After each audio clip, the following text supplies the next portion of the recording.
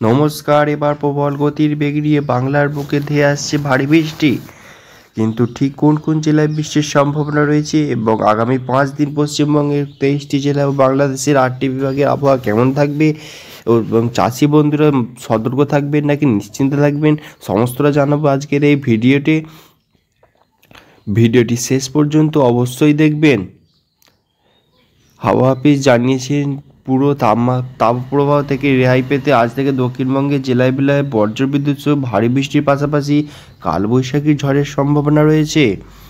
আলিপুর আবহাওয়া দপ্তর আজ দক্ষিণবঙ্গের উত্তরবঙ্গের উত্তর 24 পরগনা, পূর্ব বর্ধমান, বীরভূম, মুর্শিদাবাদ ও নদিয়া জেলার কোনো কোনো জায়গায় বজ্রবিদ্যুৎ সহ ভারী বৃষ্টির সম্ভাবনা রয়েছে। কোনো কোনো জায়গায় ঘন্টায় 50 থেকে 60 কিলোমিটার গতিবেগে কালবৈশাখী ঝড় বয়ে যেতে পারে। বাকি হাওড়া, হুগলি, কলকাতা, পুরুলিয়া, বাঁকুড়া, ঝাড়গ্রাম, পূর্ব পশ্চিম মেদিনীপুর এবং পশ্চিম বর্ধমান জেলার কোনো কোনো জায়গায় বজ্রবিদ্যুৎ সহ হালকা থেকে মাঝারি বৃষ্টির সম্ভাবনা রয়েছে।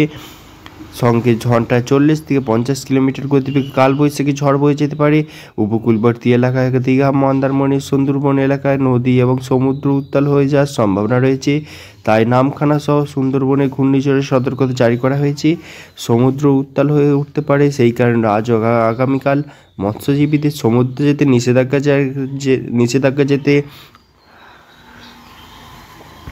7 তারিখ মঙ্গলবার উত্তর 24 পরগনা, দক্ষিণ 24 পরগনা, হাওড়া, হুগলি, কলকাতা, পশ্চিম মেদিনীপুর, বাঁকুড়া, পূর্ব পশ্চিম বর্ধমান এবং বীরভূম জেলায় বজ্রবিদ্যুৎ সহ ভারী বৃষ্টির সম্ভাবনা রয়েছে।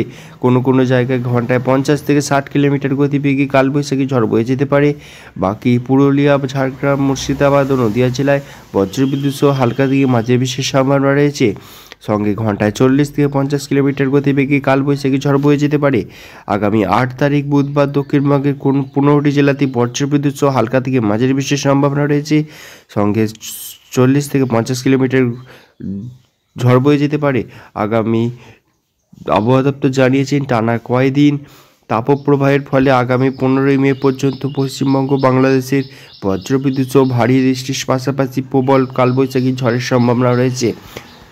তো বন্ধুরা, এই ছিল আজকের মতো ভিডিওটি ভালো লাগে থাকলে লাইক করবেন এবং আপনার জেলার লেটেস্ট আপডেট পাওয়ার জন্য চ্যানেলটিকে অবশ্যই সাবস্ক্রাইব করে পাশের বেল আইকনটিকে প্রেস করে রাখতে ভুলবেন না।